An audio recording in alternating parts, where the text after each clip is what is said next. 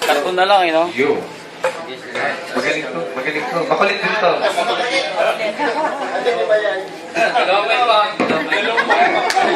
Kung sila daw makulit, ako mas makulit. Tingnan mo nga. Isa na lang.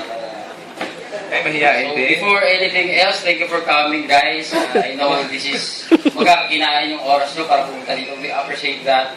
Even us, dito sa Manila na dumating, sa families who supported us, thank you so much. And ako, mahihain din ako kasi although kumakapal yung mukha, once na nagiging basta makapal yung mukha. So, pero yun nga, before I proceed, no, I would like to thank God and honor God and to acknowledge Him for being the one who gives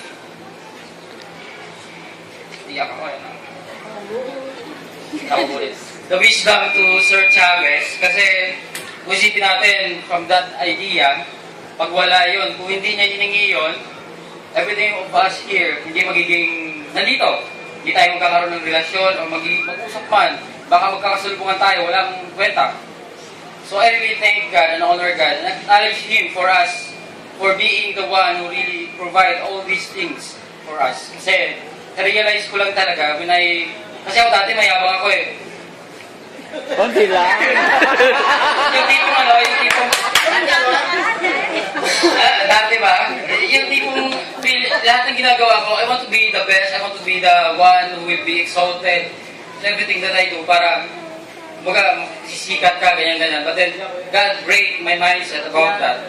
And I want to leave 3 things to you for you to become successful.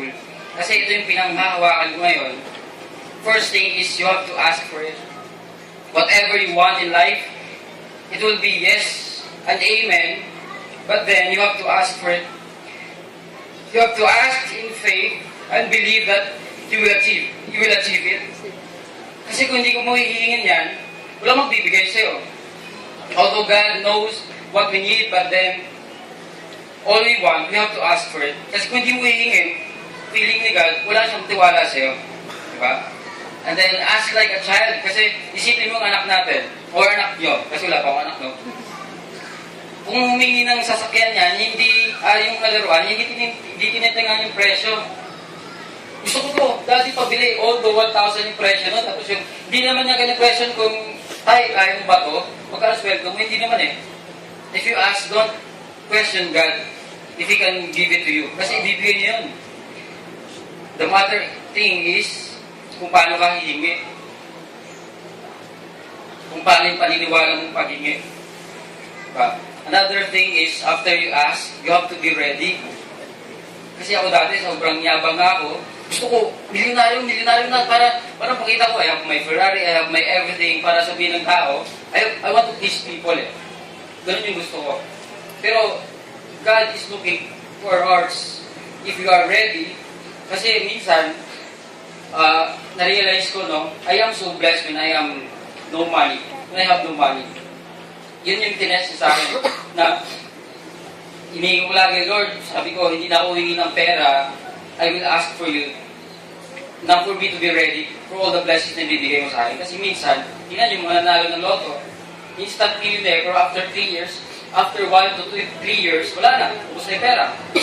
Kasi hindi sila ready. So ikaw, kung humihingi ka ng sobrang malaking bagay, pag hindi ka ready, hindi mangyayari sa'yo yan. You have to be ready. Para magiging ready, you have to be a good steward of whatever na binigay niya sa'yo, pinahiram niya sa'yo. Then after that, you have to believe in yourself. Ask, you have to be ready, and you have to believe in yourself. You have to act on it. You have to apply everything that you have learned in life. Kasi, isipin natin, sabihin natin, maraming tao sa labas. Nagsasabi, ganito kasi yung networking eh. Ganito kasi ito yung mundo ng networking. Pero even then, they don't know or they don't do what is really networking is. What is networking ba? Networking for me means you have to earn and then you have to teach your people under you to earn as well. Kasi ako dati, na-realize ko, so sobrang yabang ko, gusto ko lang, ako lang umangat. I've earned almost mga 120,000 in a week. Pero down the line, I have my organization earning zero, most of them 90% zero, 5%, 10,000, 5,000. Then, kini-question ko sa sarili ko, am I a good leader? Am I really doing a networking? Hindi eh. Kasi everything is useless kung ako lang kumikita malaki. Kasi networking really means na talaga to help people change their lives. From our mission na sinasabi, transformation of lives. So, hindi mo lang babaguhin sarili mo. You have to change other people's lives also. And you have to do that. There is things na you have to sacrifice. Sacrifice means letting go of good things for the better one. Ano ibig sabihin nun? Kailan mo magpuyat? Ang sarap matulog eh. That's a good thing. Pero kailan mo magpuyat? You have to do that. Minsan 48 hours to assist all of those people. Pero that's fulfillment. Anong masasabihin ng tao sa'yo? Thank you for supporting us. Thank you for this support. Thank you for everything that you've given us. Na yun lang. Yung pera na yan, ano na yan eh. To follow, everything will follow.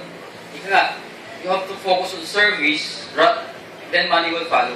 Rather than focus on money and para-para ka na lang sa service dun sa tao. So, that's the three things. You have to ask in faith. At the same time, you have to be ready and you have to do the real networking. Doon sa mga ano pa, sa mga hindi pa nakasali, isipin mo, sa network marketing, dito mo mapupush yung potential mo. Sabihin ko sa inyo, dito mapupush potential mo. Everything na kaya mong gawin, mailalabas mo as long as you really believe in yourself. So, thank you, sir, for everything that you've done. And ito, sabihin ko lang sa inyo guys, it's just a matter of time na nandito kami. 7 months, 700,000, 4 months, 165,000. Ako, di ko alam. So, isipin nyo, months of hard work, months of sacrifice, this will be your future. Magsasalita kayo sa harap. Wherein, masasabi nyo na I am successful because kasi you deserve it. Nagsakripisyo ka. Pero minsan kasi ang iba sinasabi, ba't ang tagal ko yumaman? Ba't sabi nila, yayaman ka dito, yayaman ka? Anong ginagawa mo? What are you really doing in your business? Seryosohin mo. At siseryosohin ka rin. Kasi dito sa company natin, whatever you do, whatever your commission is, ibibigay sa'yo. Sino pumipigil sa'yo kumita ng 1 million? Tanong ko sa inyo. Wala eh. Kung anong back office mo, yun yung ibibigay ni sa'yo. So, nandyan na yan. Alam natin yon. So, last point is you have to apply what you have learned. What you have to apply the real knowledge. Kasi nga, sabi nila, knowledge is power. Tama? Yes. Pero sabihin ko sa inyo, you have to reconstruct your mindset about that. The application of the knowledge is the real power. That is what we call wisdom.